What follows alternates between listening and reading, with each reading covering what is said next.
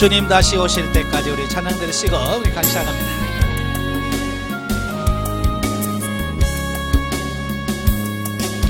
주님 다시 오실 때까지 나는 이 길을 가리라.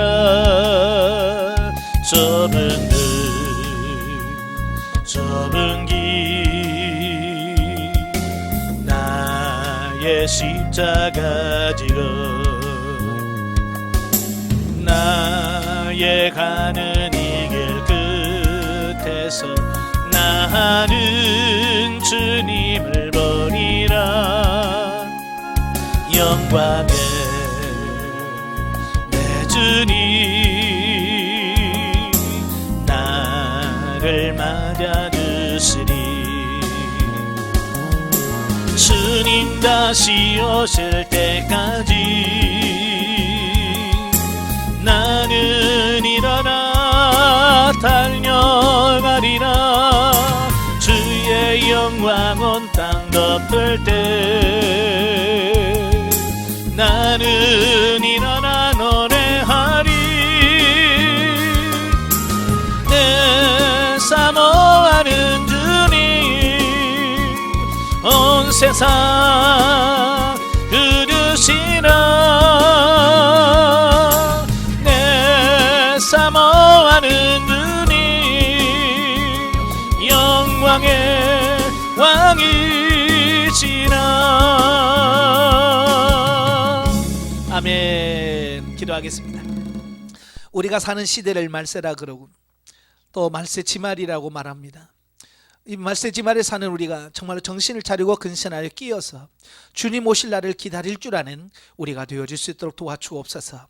오늘 계시록의 말씀을 상고할 때에 성령께서 그 말씀의 의미와 뜻을 정확하게 이해하고 깨달아 정말 주님 오심을 기다리는 우리가 되어지게 하옵소서.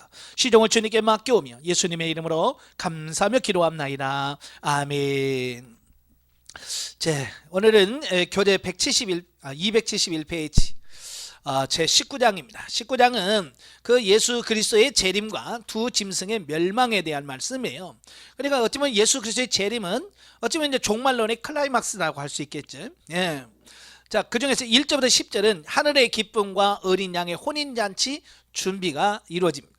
자, 본달락은 최종적인 일련의 대종말 사건이 언급되어진 19장 11절부터 20장 15절을 기술하기에 앞서서 그 서곡에 해당되는 찬송입니다.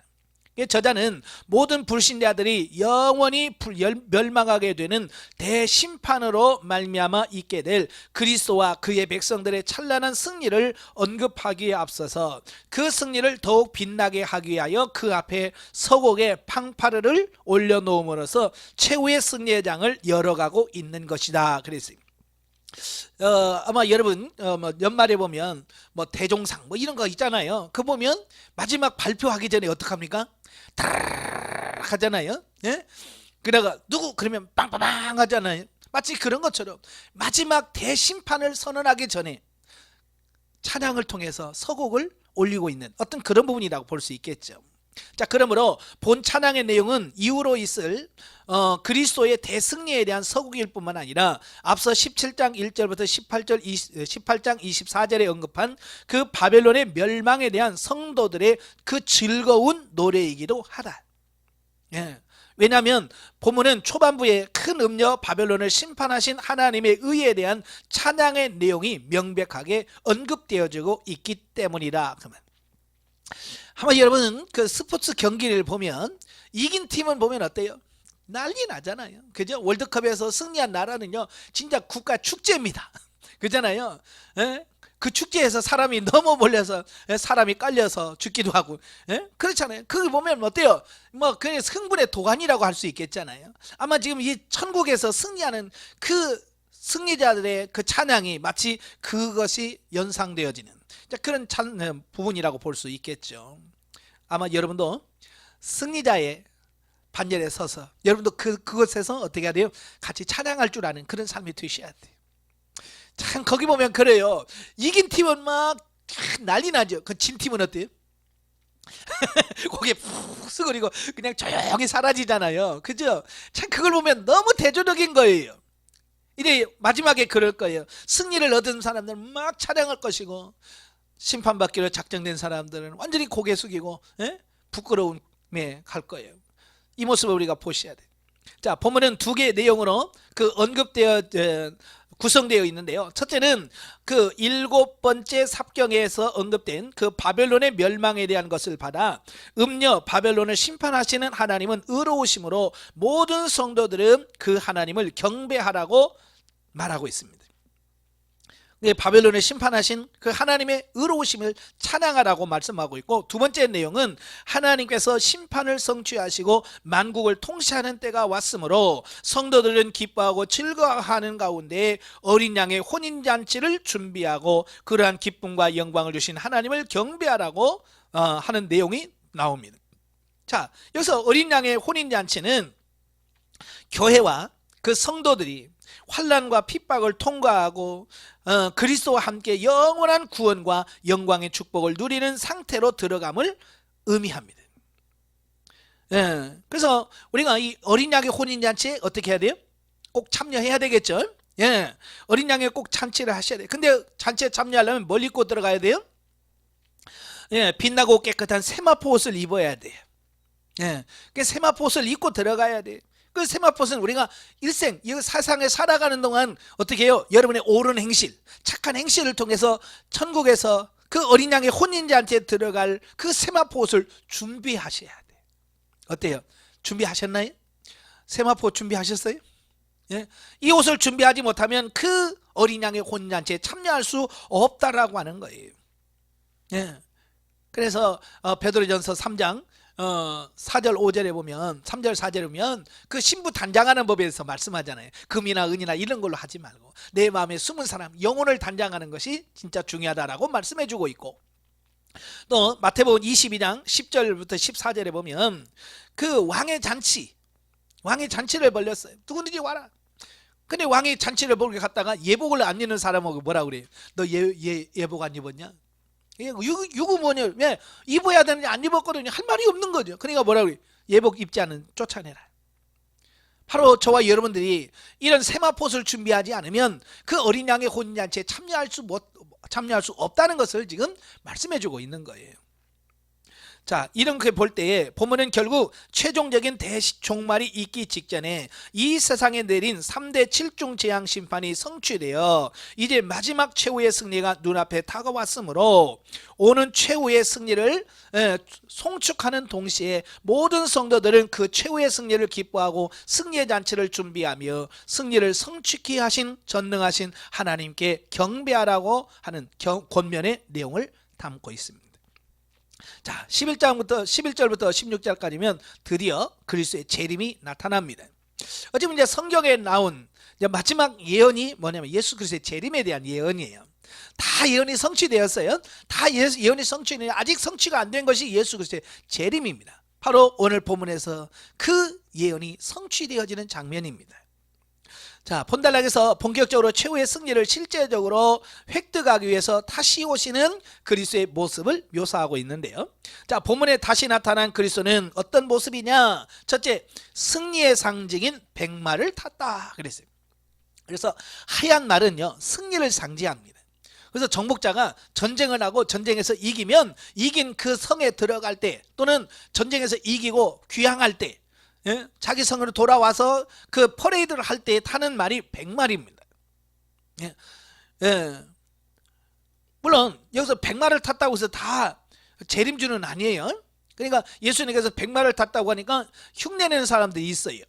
얼마 전에 신천지 이만희가 그 하얀 말을 제주도 가서 흰말 타고 있는 사진을 올렸더라고.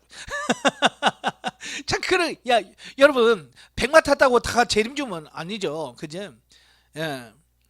예수 그리스도만이 진짜 백마를 타시는 승리자라는 것. 그 다음에 두 번째, 그 이름은 충신과 진실이며, 세 번째, 공의로서 악의 세력과 싸우고, 네 번째, 모든 것을 꿰뚫어 보시며, 다섯 번째, 머리에 여러 면류관을 쓰셨는데 그 중에 하나에는 자기만 아는 이름이 새겨져 있고, 12절 6번, 하나님의 말씀으로 무장하고 적을 무찔러 그 옷에 피에 적의 피가 묻어 있고 13절. 일곱 번째, 진리의 말씀으로 악인을 심판하며 여덟 번째, 친히 악인들을 징벌하신다 15절. 아홉 번째, 왕중 왕이시며 만주의 주이시다 16절. 마지막으로 그 뒤에 자기와 같이 승리를 상징하는 백마를 탄 거룩한 하늘 군대들을 거느리고 계신다. 아멘. 자, 전쟁이 끝내서 승리하면요, 대장이 앞에서 쫙 하면 그 뒤에 그 승리를, 그 전쟁에서 승리를 이끈 주역들 있잖아요. 그 공을 세운 사람들이 쫙 뒤에 같이 따라가거든요. 예. 그게 영광의 퍼레이드예요. 이건 승리하고 돌아온 사람만이 느낄 수 있는 바로 이제 이런 모습이거든요. 바로 이제 그런 모습으로 등장을 하는 것을 보게 돼요. 자, 이상의 모습을 살펴볼 때 우리는 다시 오시는 주님은 악의 세력을 완전히 박멸하시기 위해 권능과 군대와 명분을 가지고 오셔서 철저하게 악인을 심판하시는 심판주라는 것을 보게 됩니다. 그러니까 초림하시는 예수님은 구원자로 오셔요. 예. 그렇지만 다시 오시는 예수님은 심판주로 오십니다. 그래서 오시는 모습이 달라요. 예. 즉 보면은 부활하시어 하늘로 올라가신 예수 그리스도께서 반드시 다시 오셔서 자기를 따르지 아니한 악인들은 멸하시고 자기를 따르는 자들은 하늘나라로 인도하실 것을 보여주고 있다. 이것은 결국 성경 예언의 성취다라고 볼 수 있겠죠. 그 다음에 17절부터 21절까지면 짐승의 멸망. 자, 보면은 소위 말세에 이 세상에 임할 3대 7중 재앙이 집행된 이후에 그 뒤에 올 최종의 1년의 대종말 사건에 대하여 설명하는 본서의 본문 제3부인 19장 1절부터 22장 5절 안에서 그리스도의 재림으로 말미암아 아마겟돈 전쟁에서 멸망당할 짐승과 및 그의 추종자들의 파멸에 관해서 묘사하고 있습니다. 자, 요한이 여기에서 밝히고 있는 그리스도의 군대와 짐승의 군대의 싸움에 관한 묘사는 그 싸움의 과정은 언급되어 있지 않고 결과만 언급하고 있습니다.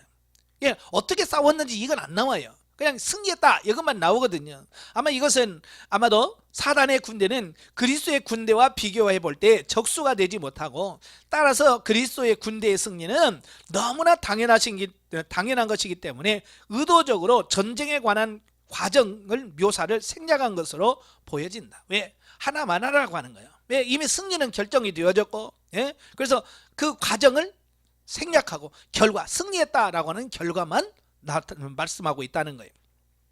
한편 그 악의 세력의 대패가 묘사된 뒤에 악의 세력의 대장들인 짐승과 적그리스도죠, 거짓 선지자가 잡혀 영원히 나올 수 없는 지옥으로 떨어지게 되고, 그들을 따르던 불신자들은 죽임을 당하게 된다는 이야기가 뒤이어 묘사되면서 본문은 마감됩니다.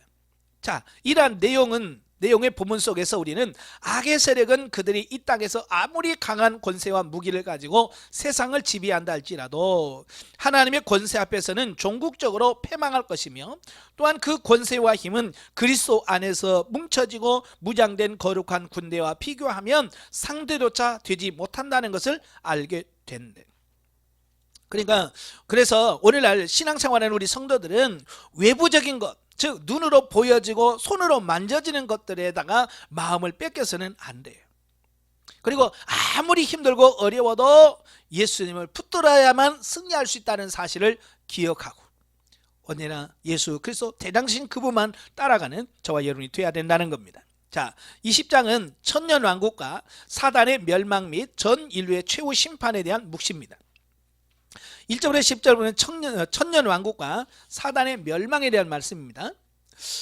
천년왕국을 말하고 있는 본문은 본서 전체의 내용 중에서 가장 해석하기가 난해하고 논란이 많은 부분입니다.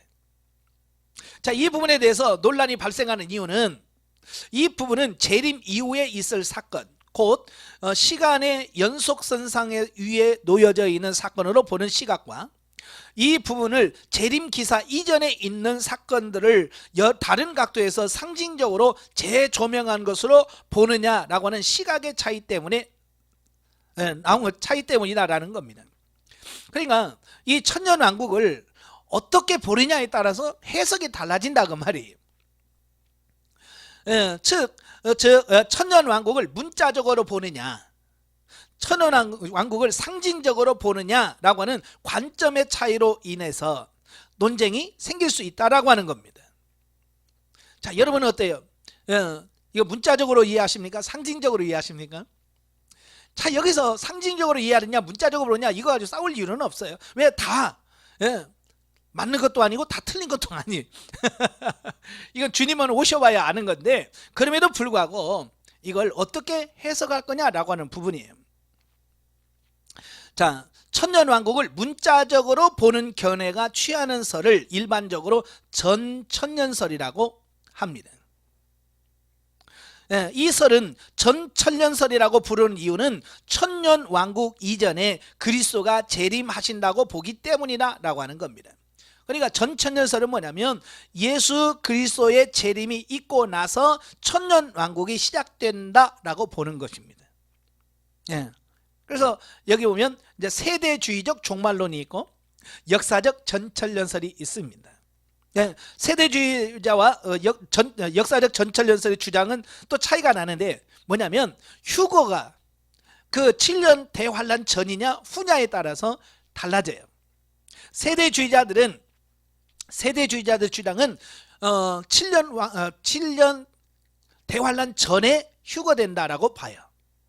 그러니까 세대주의자는 이 땅에서 성도들은 환란을 보지 않는다라고 주장을 해요.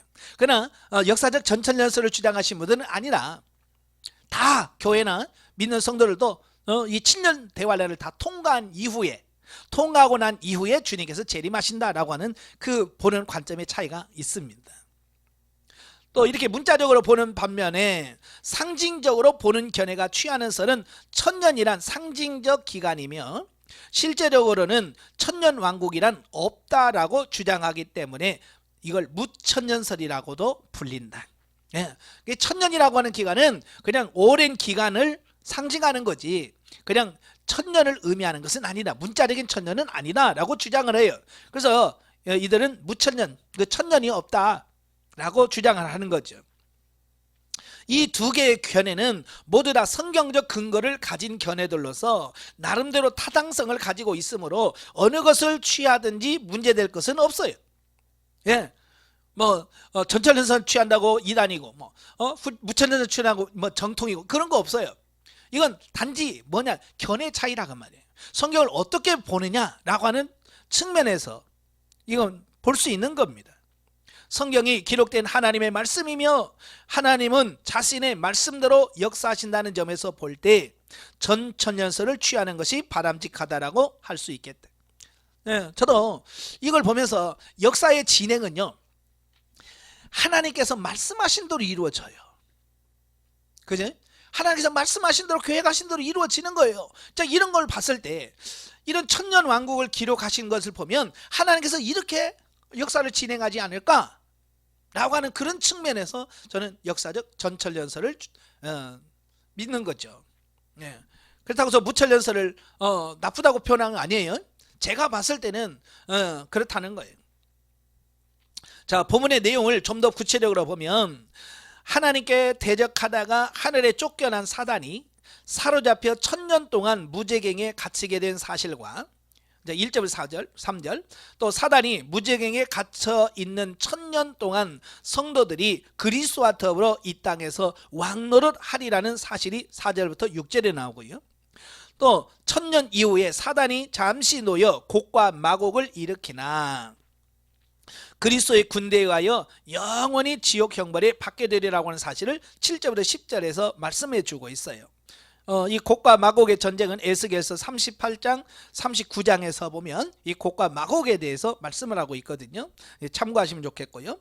결국 이렇게 볼 때 보면은 사단이 어떠한 과정을 통해 영원한 지옥 형벌을 받을 멸망에 이르는가를 보여주는 동시에 그리스도 안에서 그리스도를 믿어 생명에 이르는 성도들은 그리스도와 함께 승리하여 왕노를 할 것이라는 사실을 보여주고 있으며, 사단과 그를 추종하는 모든 자들은 반드시 멸망하고 성도는 그리스도 안에서 승리하여 영원한 안식과 권세를 얻게 되므로, 성도는 세상에서 잠시 권세를 잡다가 멸망할 악을 쫓지 말고 고난 속에 있을지라도 용기와 희망과 인내를 잃지 말고 그리스도를 쫓아야 한다는 것을 교훈해주고 있다라는 겁니다. 그러니까 이 초대교회 당시에 엄청난 핍박이 있었잖아요. 핍박이 있으니까 많은 사람들이 고민하는 거예요. 어떤 고민? 이거 그냥 예수 안 믿는다고 해? 이런 거죠. 다시 옛날로 돌아가고 싶은 그런 유혹을 가져서, 너무 힘드니까. 그때 사도 요한이 이건 잠시다, 세상에 당하는 환난은 잠시야, 여기를 통과해야 돼 라고 하는 어떤 그런 부분들을 교훈해 주고자 이 본서를 기록했다라고 하는 겁니다. 또 마지막으로 이 말세에 사는 저와 여러분들이 너무 힘들기 때문에 신앙을 포기하고 싶은 성도들에게 그건 아니야, 견뎌야 돼 라고 하는 어떤 그런 부분을 교훈해 주시려고 이 본문을, 요한계시록을 기록했다라고 하는 겁니다. 그 다음에 11절에 15절에 보면 최후의 심판. 자, 보면은 이제까지 언급된 그 모든 내용들을 총정리하는 내용으로 모든 악의 세력이 최종적으로 심판을 받는다는 내용입니다. 즉, 이 세계에서 악이 완전히 진멸되는 일명 백보자 심판이라고 하는 최후의 심판이 집행되려고 하고 있다라고 하는 거예요.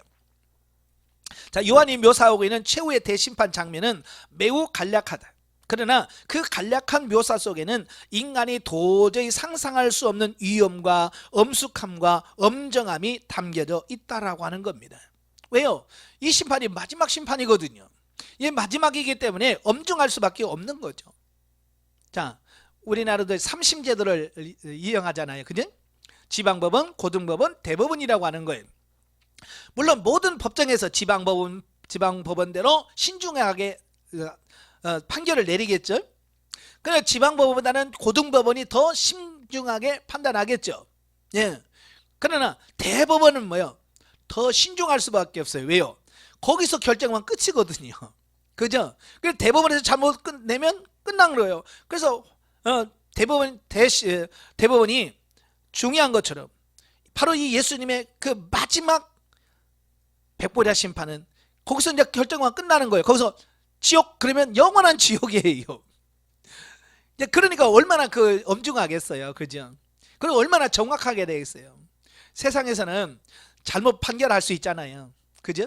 그래서 가끔 보면 뭐 7년 동안 억울하게 옥살이 하다가 나중에 무죄로 풀려난 경우도 있고, 10년 20년 하고 무죄로 풀려나고, 심지어는 사형을 나가고 나서 나중에 무죄로 판결되기도 하고 그래요. 세상에는 그렇습니다. 그러나 하나님의 나라는 절대 그럴 일이 없다라고 하는 거예요. 그래서 최후의 대심판의 위엄은 심판자가 앉으신 거룩하고 청결한 보좌에서 나타나며, 엄숙함은 그 위엄 앞에서 사라져 없어진 하늘과 땅을 통해서 드러납니다. 그리고 엄정함은 그 누구도 이론을 제기할 수 없도록 정확하게 기록된 행위의 책과 생명책에 대하여 확정되어집니다. 그래서 생명책에는 구원받을 자의 명단이 쫙 기록되어 있습니다. 쉽게 말해 출석부예요. 출석부에 이름 없으면 어떻게 돼요? 인정 안 되는 거죠. 어떤 분이 그러더라고. 나는 서울대학교를 10년을 다니려 졸업장을 안 줘. 그러더래. 아니 왜? 나는 수의였거든. 그러더래. 그렇잖아요. 그러니까 서울대학교 뭐 20년을 날마다 매일같이 다녀 30년을 다녀도 수의는 졸업장을 안 줘. 왜요? 출석부에 이름이 안 올라갔잖아요. 이 생명책에 이름이 있어야 하나님의 나라에 들어가는 명단이거든요. 그러니까 저와 여러분 생명책에 이름이 기록되어 있어야 돼요. 아시겠죠? 그 다음에 중요한 게 뭐냐? 그 옆에 행위록이 있어요. 행위를 기록해 놓은 책이 있습니다. 그래서 여러분이 어떻게 살았느냐가 거기에 다 일일이 다 기록이 되어 있어요. 그래서 그것에 의해서 심판이 내려지는 겁니다. 여러분 세상 법정에도 그렇잖아요. 검사가 그 사람의 죄목에 대해서 탁 해가지고 타이핑해가지고 막 이만큼 해서 쌓아놓고, 또 변호사가 이 사람은 그런 거 아닙니다 라고 변호하기 위해서 이만큼 쌓아놓고, 그렇잖아요. 예? 그걸 다 일일이 판사는 다 그걸 들어보고 보고 그 다음에 그걸 판결하잖아요. 마찬가지로 하나님의 나라도 백보자 심판할 때도 다 그 행위가 다 기록이 되어 있다는 겁니다. 그러니까 여기서는 절대로 부정확할 수 없어요.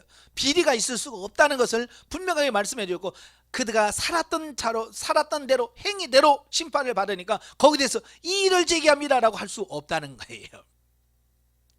그러니까 그때 가면 이미 늦어요. 그러니까 지금 여러분이 이 세상에 살면서 그 행위록에 어떤 기록을 남길 것인가 라고 하는 부분이 중요한 거죠.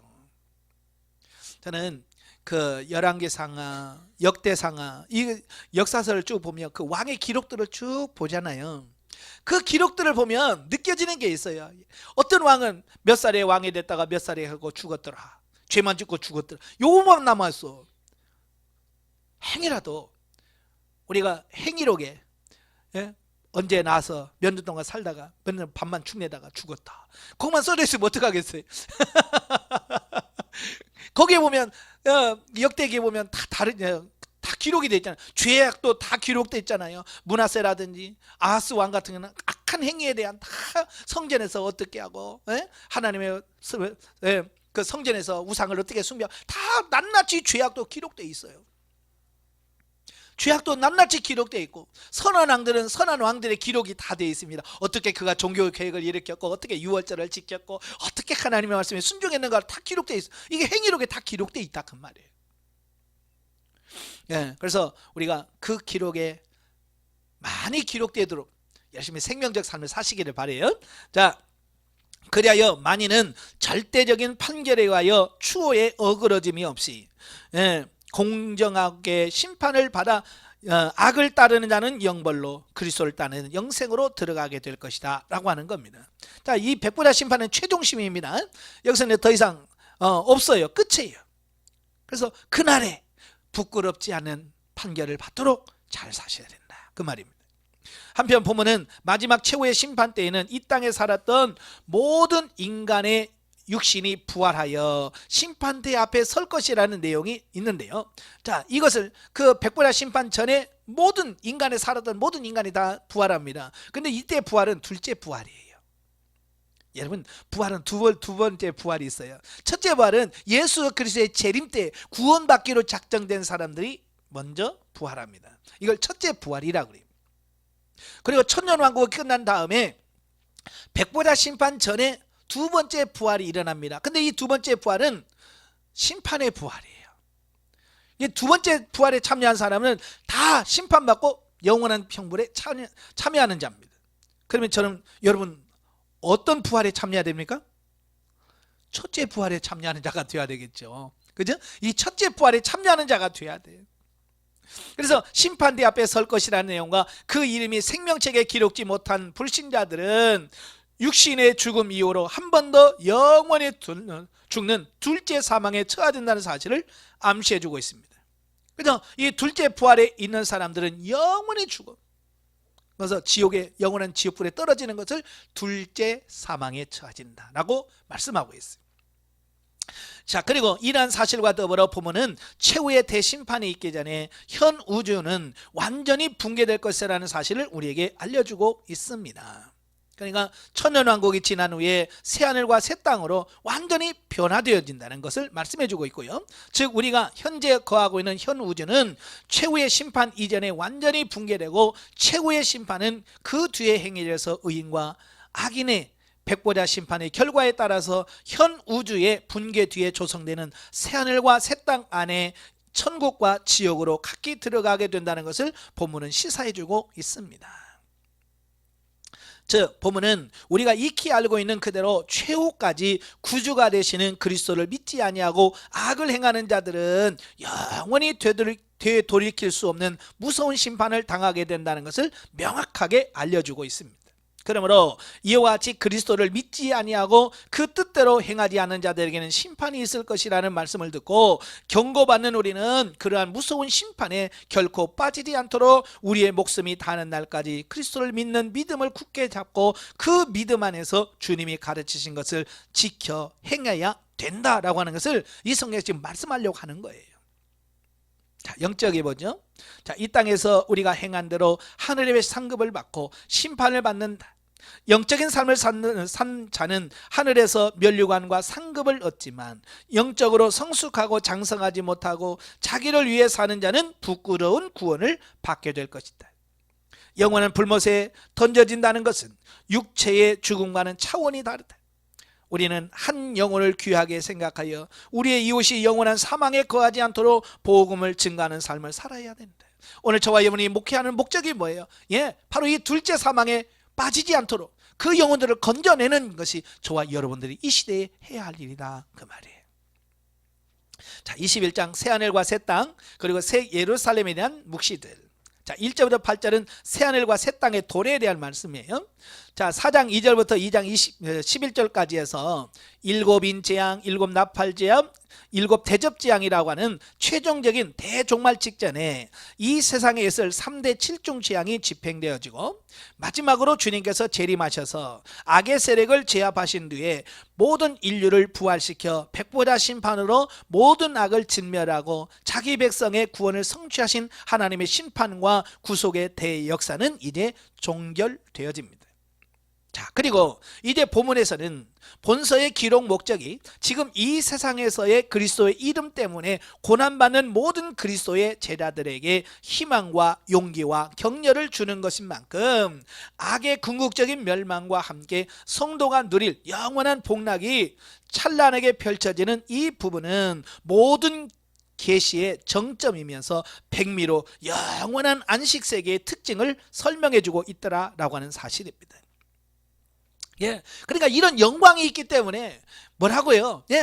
우리가 신앙생활에서 여러 가지 어려움과 환란이 와도 중간에 포기하지 말고 끝까지 가라는 거예요. 그죠? 운동선수들이 어때요? 그 경기하는 과정이 얼마나 힘듭니까? 그래도 어때요? 마지막에 그 면류관에 주어지는 것을 바라보면서 끝까지 하잖아요. 그런 모습을 우리가 본받아서 우리가 중도에 포기하지 말고 끝까지 가는 그런 삶이 되라고 하는 부분이에요. 요한이 본 영원한 안식세계의 첫 번째 특징이 뭐냐? 현 세계와는 완전히 다른 새로운 세계라는 점입니다. 그래서 처음 하늘과 처음 땅이 없어졌고 바다도 다시 있지 아니하더라. 지금 저와 여러분이 사는 이 시대는 어때요? 새하늘과 새 땅 올 때 없어집니다. 없어져요. 그 다음에 두 번째 특징이 뭐냐? 마치 부부의 삶이 그러하듯이 성도들이 하나님과 동거 동행하는 삶을 산다는 것이 2절 3절 말씀입니다. 그러니까 천국의 가장 큰 특징이 뭐냐면 하나님과 부부처럼 산다는 거예요. 하나님은 우리의 남편이요 우리는 그의 신부로서 그렇게 살아가는 삶을 말합니다. 그리고 세 번째 특징은 옛 세상에 있던 모든 고통과 눈물과 질곡이 완전히 사라진다는 거예요. 거기서는 슬픔도 없습니다. 눈물도 없어요. 아픔도 없습니다. 그리고 이기는 자만이 그 나라에 들어가고 악을 행하는 자는 들어가지 못한다는 말을 덧붙임으로써 독자들로 하여금 악을 행하지 말고 그리스도를 믿고 승리함으로 구원에 이르라는 권면을 하면서 끝을 맺습니다. 그래서 이기고 승리하는 자만이 그 나라에 들어갈 수 있다라고 하는 겁니다. 아멘. 9절부터 17절까지면 새 예루살렘의 기원과 모양과 규모에 대한 말씀이에요. 자, 앞단락에서 새하늘과 새 땅 곧 하나님의 나라의 특징을 설명한 이후에 그 죄악의 성 바벨론과는 대칭되는 거룩한 성 예루살렘에 관하여 요한이 본 환상을 기록하고 있어요. 자, 여기서 요한이 언급하고 있는 거룩한 성 새 예루살렘은 구약적 개념으로서의 지상의 예루살렘 성이 아니라 그림자였던 구약의 예루살렘 성이 지향하던 원형으로서의 예루살렘 성, 곧 영원한 하나님의 나라 안에 세워진 완전한 예루살렘 성을 지칭하는 것으로 이 성은 구원받는 성도들의 교회 공동체를 상징하기도 하며 동시에 그들이 거할 하늘나라에서의 중심 처소로 성도들의 복된 삶을 누릴 터전이기도 하다라는 겁니다. 그래서 히브리서 보면 구약은 예표요, 그림자요, 모형이라고 했잖아요. 그죠? 그래서 그 팔레스틴에 있는 그 예루살렘 성은 결국 새하늘과 새 땅에 임할 그 새 예루살렘 성의 예표요, 모형이요, 그림자라고 하는 사실이에요. 예. 그래서 보면은 이러한 새 예루살렘 성의 기원과 모양과 규모에 대한 묘사인데요. 이 성의 기원은 하나님 자신입니다. 이 성이 어디서 나온? 하나님으로부터 나온다는 거예요. 그리고 이 성의 모양은 네모 반듯하지? 예. 그 모양은 하나님의 영광을 입고 있어서 고귀하고 순결하며, 이 성의 규모는 약속의 백성들을 다 온전하게 수용할 수 있을 정도로 크기와 구조로 잘 축성되어 있음을 밝히고 있다. 12절 17절. 그래서 이 새 예루살렘에 임하는데요, 그걸 줄로 재보니까 얼마냐면 이 한 광이, 그러니까 네모 반듯하잖아요. 정사각형인데 한 면이 12,000 스타디온이에요. 12,000 스타디온. 이걸 오늘 우리가 잘 아는 킬로미터로 계산해 보면 한 면이 2,200km예요. 예루살렘 성, 이 네모 반듯한 성이 있는데 이 한 길이가, 한 면의 길이가 2,200km예요. 감이 잘 안 오시죠? 예. 서울에서 부산까지가 430, 430? 그 정도 거리예요. 그냥 400으로 잡으면 6번, 5번 반 그 길이에요. 서울에서 부산까지 그냥 한 면의 길이만, 이게 어마어마하게 크죠. 예, 그러니까 어떤 사람은 야 천국은 10,000원이라서 못 들어가, 뭐 이런 사람, 천만의 말씀이에요. 예, 이렇게 그 새하늘과 새 땅이라고 엄청 큰 그 하나님의 나라의 수도 성이 새 예루살렘인데 그 성의 길이만 2,200km씩이에요. 그러니까 그 하나님의 나라는 규모가 어마어마하죠. 그죠? 예.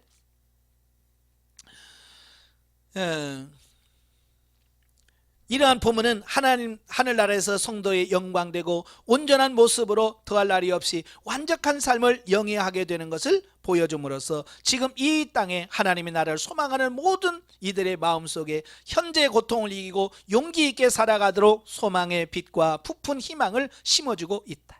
자, 우리에게는 고난 중에 소망이 있는 거예요. 그 새하늘과 새 땅에 들어갈 수 있다라고 하는 소망을 갖습니다. 자, 예수님이 오신다고 해놓고 왜 안 오시나? 왜 안 오실까요? 예, 이 예루살렘의 성만도 이렇게 커요. 그렇게 큰 성에 사람들이 얼마나 들어가야 될까요? 우리나라 이 좁은 땅덩어리도 5천만이 넘잖아요. 5,200만 정도 되는데, 예, 그 한 광의 길이만 2,200km나 되는 그 예루살렘 성에 그 사람만 들어가도 얼마나 많은 수가 들어가야 되겠어요? 그 수도만이고 그 외에 하나님의 낙원이 얼마나 크겠습니까? 근데 그러니까 그만큼 인구가 필요한 거예요. 근데 지금 구원받은 자의 수가 그 안 채워지는 거예요. 그래서 지금 예수님께서 그 성의 그 숫자가 채워질 때까지 지금 미뤄지고 있다라고 하는 것을 보여주고 있어요. 자, 그 다음에 18절부터 21절까지 보면 새 예루살렘의 축성 재료입니다. 자, 본살락은 예루살렘 성을 지은 재료를 언급하고 있는데요, 여기서 보면 세상에서 가장 귀한 것으로 여겨지는 보석들로서 이것은 분명히 하늘나라에서의 성도와 성도들의 삶이 빛나는 보석과 같이 찬란하고 고귀하며 영구하다는 것을 상징해 준다라고 하는 겁니다. 그러니까 천국이 아름다운데 그 아름다운 것을 인간의 언어로 표현할 수가 없는 거예요. 그렇죠? 그래서 그 천국의 그 아름다움을 표현하자니까 결국은 뭐야? 사람들이 좋아하는 보석으로 표현할 수밖에 없다라고 하는 거예요. 예. 그래서 비유와 상징적으로 하나님의 나라를, 그 새하늘과 새 땅을 표현하고 있습니다. 그래서 옥보석, 홍보석, 녹보석 뭐 이런 말로 표현하고 있잖아요. 예. 왜냐하면 세상 언어로 표현할 수가 없어서 그래요. 사실 이 세상의 그 어떤 귀한 것으로도 하늘나라의 고귀한 특질과 내용들을 다 표현하지 못하기 때문에 본문은 이 세상에서 가장 귀한 것들로 하나님 나라의 고귀함을 비유적으로 각종 보석으로 표현하고 있다라고 하는 겁니다. 자, 22절부터 27절까지면 새 예루살렘 성의 생활.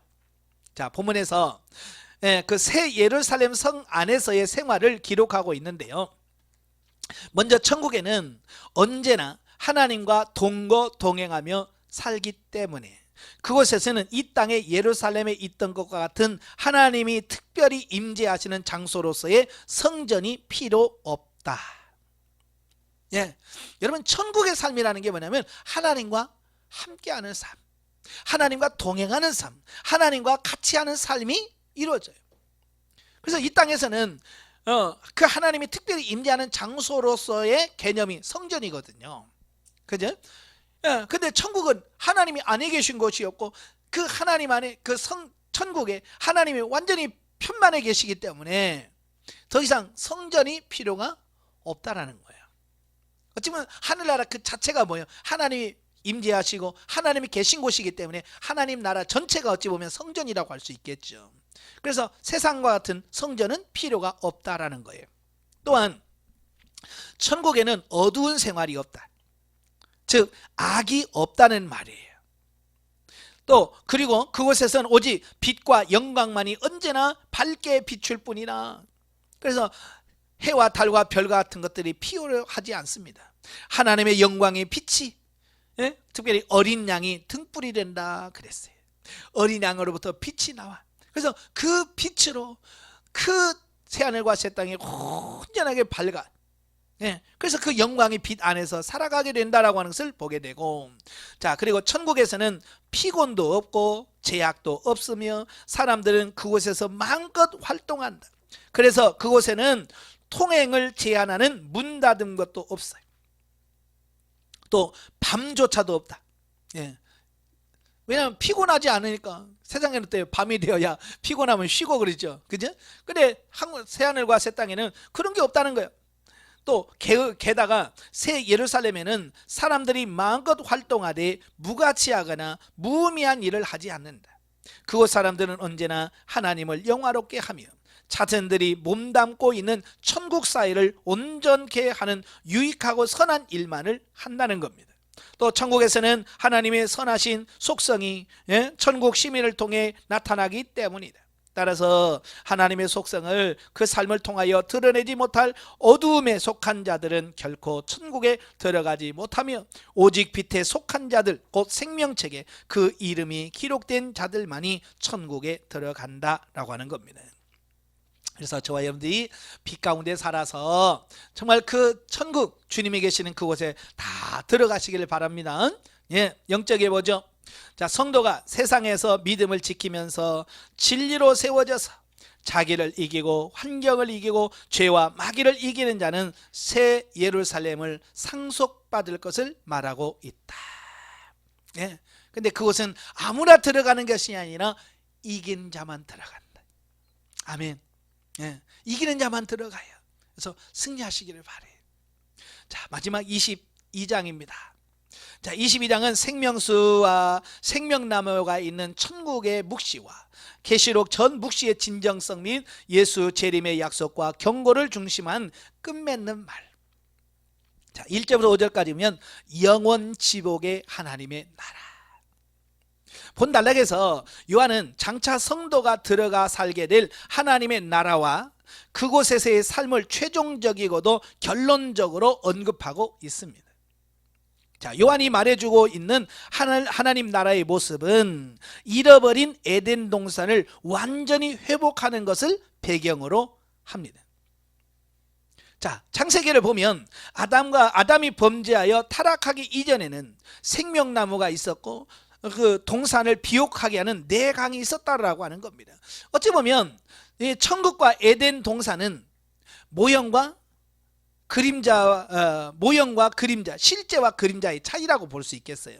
그러니까 이 땅에 있었던 그 에덴 동산은 앞으로 있을 그 천국 새하늘과 새 땅의 모형과 예표요 그림자라고 하는 사실인 거죠. 그래서 이 창세기에 나오는 그 에덴 동산의 모습과 바로 요한계시록에 말한 그 새하늘과 새 땅의 모습이 어때요?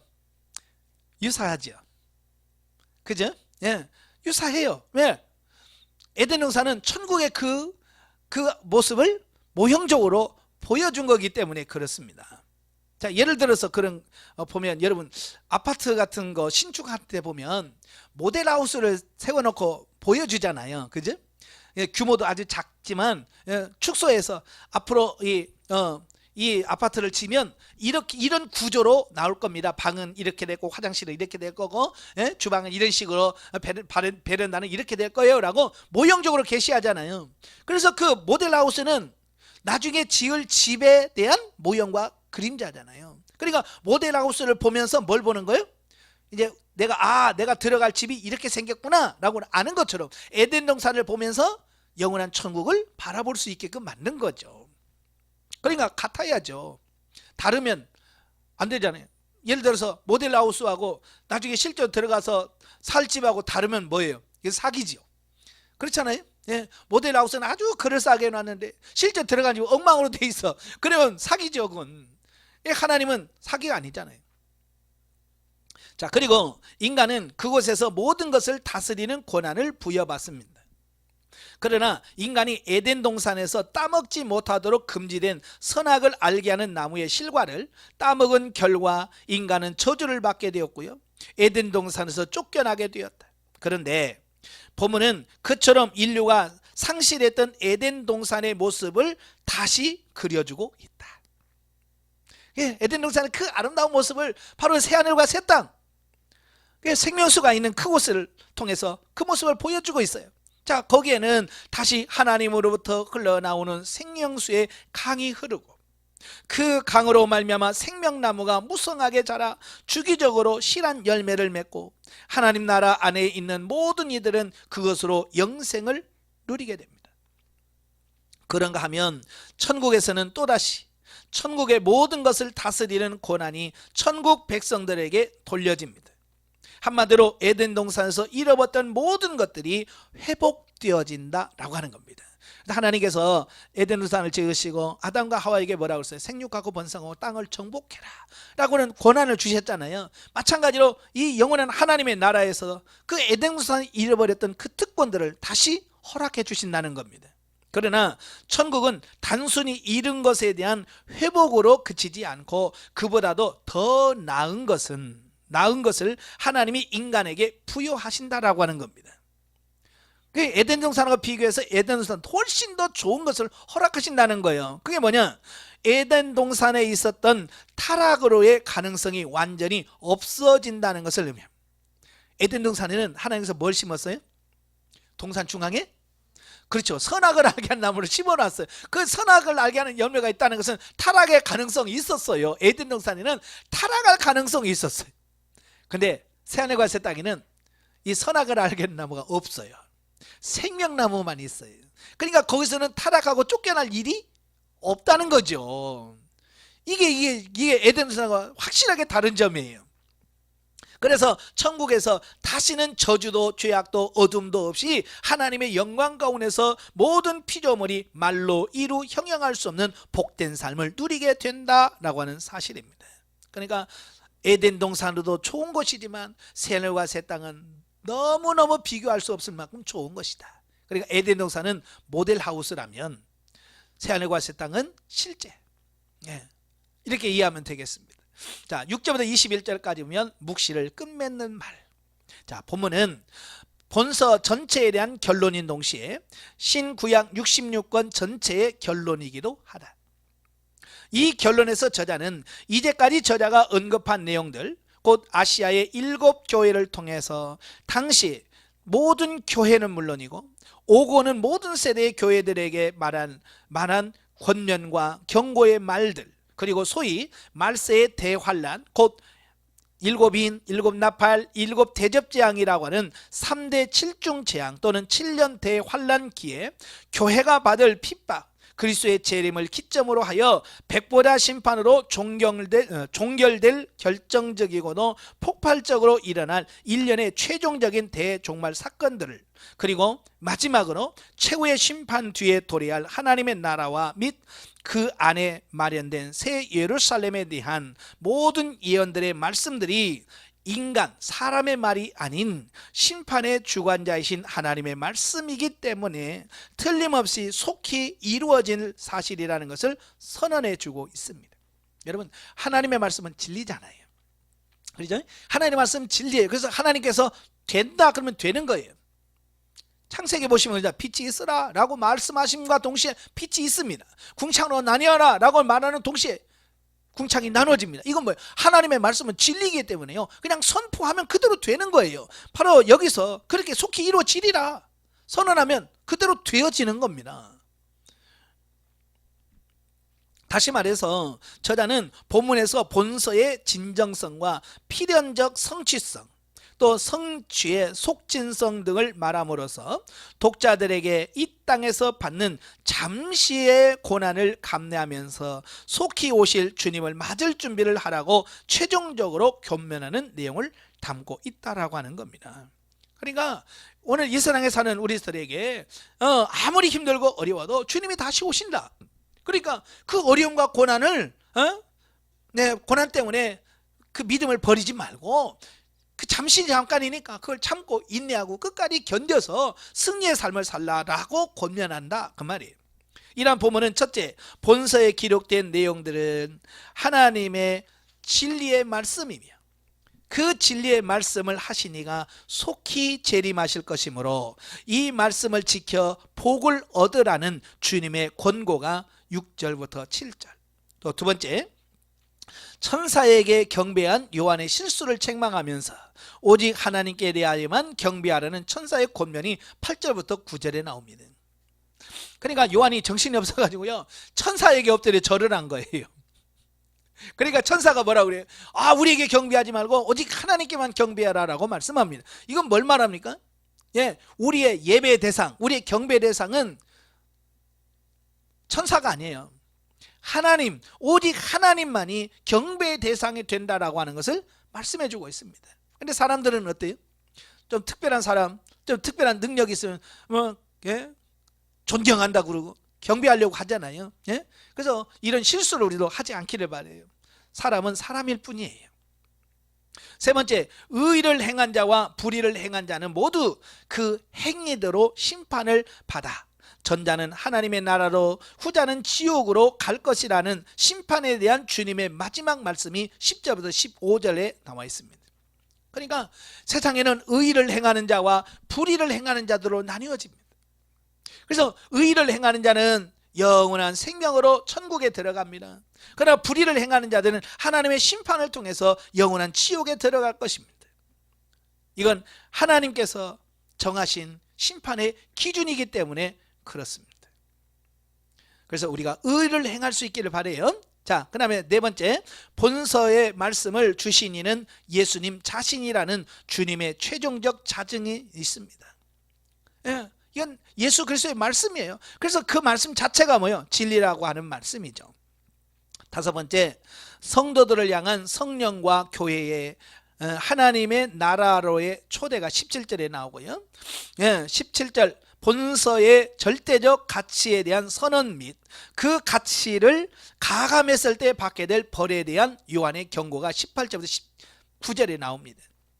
그래서 이 예언의 말씀에 더하면, 그러니까 이 예언의 말씀에 자꾸 자기 생각이라든지 어떤 자기의 교훈들을 첨가하는 자면 이 성경에 나오는 저주를 그에게 부어줄 거다. 그러니까 성경 말씀을 있는 그대로 받아들여야 돼요. 아시겠죠? 말씀을 그대로 받아들이고 믿고 따라가면 돼. 거기에 대해서 더하면 안 돼. 근데 세대주의 종말론이라든지 이런 종말론을 강의하는 사람들 보면 얼마나 가미하는 게 많은지 몰라요. 자기 생각들과 자기 사상들을 너무너무 첨가를 많이 시켜요. 이거 하나님의 재앙이 그들에게 임할 거예요. 그렇다고 해서 내가 안 믿어지네? 이거 안 믿어지네? 이거 빼자. 안 믿어진다고 빼. 예를 들어서 천년왕국, 안 믿어져. 그거 빼. 예수님 재림, 그거 안 믿어져. 예수님 재림 빼. 이러면 어떻게 해요? 안 되잖아요. 그래서 성경에 뭐라고 그러세요? 생명나무와 및 거룩한 성에 참여함을 제하여 버리시리라. 이건 뭐예요? 천국 못 들어간다는 얘기예요. 구원 못 받는다는 얘기죠. 그죠? 그래서 정말로 성경 이 요한계시록의 말씀은 그냥 있는 그대로 더하지도 빼지도 말고 그냥 있는 그대로 믿고 따라가면 돼요. 아멘. 네. 그 다음에 일곱 번째, 최종적인 결론으로서 주님은 속히 오신다는 내용에 대한 저자와 주님의 대화 및 저자의 축도 등을 언급해 주고 있습니다. 그래서 마지막에 마라나타 주 예수여 오시옵소서 하는 그 말로 끝내죠. 다시 말하자면 본문은 이 땅에서 그리스도를 따라 자기 십자가를 지고 고난을 받는 모든 성도들에게 위로와 격려와 용기를 주어 궁극적으로 그들이 그리스도 안에서 승리하게 하려는 본서의 목적을 충분히 반영하여 주님을 속히 오신다는 것과 본서와 및 성경의 내용은 틀림없는 하나님의 말씀이라는 것, 그리고 인내하며 끝까지 주님의 가르침을 따라 그 말씀을 믿고 지키는 자는 하나님의 나라를 반드시 유업으로 받으리라고 하는 30부의 내용을 반복함으로써 독자들로 하여금 끝까지 인내하며 본서가 가르치는 내용을 믿고 지켜 행하여 승리하도록 권면하고 있다라고 하는 겁니다. 자, 서두에서 제가 그랬어요. 이 계시록은 두렵고 무서운 책이 아니다. 위로와 격려와 소망을 주는 책이다라고 말씀해 주었어요. 어때요? 예. 이제 그게 믿어지십니까? 예. 보세요. 계속해서 하나님의 심판하시면서도 어때요? 그 심판 중에서도 하나님 구원을 계획하시고 어떻게든지 그들을 구원시키려고 하는 안타까운 그 마음이 담겨져 있습니다. 그래서 천국에 우리를 불러들여서 우리에게 영원한 복락을 주시려고 하는 하나님의 그 뜻이 이 속에 담겨져 있어요. 그래서 이 계시록은 무섭고 두려운 책이 아니라 바로 고난 중에 있는 성도들을 위로해주고 그 성도들에게 소망을 주는 그런 책이라고 하는 사실을 기억하시길 바랍니다. 그래서 우리 목회자들이 이 요한계시록을 많이 읽으셔야 돼요. 많이 읽고 정말 깨달아서 성도들에게 바로 전해서 그들에게 성도들에게 소망을 주고 땅에다가 관심을 갖고 있는 그들에게 땅이 아니야, 우리의 소망은 하나님의 나라야 라고 하늘나라에 소망을 주도록 바꾸는 이런 작업들을 해 가셔야 돼. 분명히 뭐라고 말씀합니까? 이 말씀을 읽는 자와 듣는 자와 읽는 자와 그 가운데 기록된 것을 지켜 행하는 자가 복이 있다고 했습니다. 여러분이 정말로 복받은 목회자가 되시길 바라요. 자, 영적입니다. 자, 1절부터 5절에서 영원 천국의 삶을 보여주고 있다. 궁극적으로 하나님의 백성은 천년 왕국과 영원 천국에 들어가서 왕으로서 주님의 신부로 영원토록 산다라고 하는 거예요. 따라서 이 땅에서 우리가 어떤 모습으로 살아야 할 것인가를 보여주고 있다. 중요한 것은 하나님 앞에 우리가 어떤 존재로 부활하는가이다. 아까 설명드렸죠? 첫째 부활과 둘째 부활이 있다고 그랬어요. 그래서 우리는 어느 부활에 참여해야 돼요? 예, 첫째 부활에 동참하는 자가 돼야 돼요. 둘째 부활에 동참하면 심판의 부활이니까 소망이 없어요. 그래서 우리 첫째 부활에 동참해야만 생명의 부활에 이룰 수 있다고 하는 겁니다. 그래서 저와 여러분이 첫째 부활에 동참하기 위해서 기도하시면서 깨어 있어야 돼요. 이 땅에서 주의 말씀을 듣고 말씀을 쫓아 듣고 믿고 순종하여 영적으로 거룩하게 변화된 만큼 영광을 받게 됩니다. 아멘.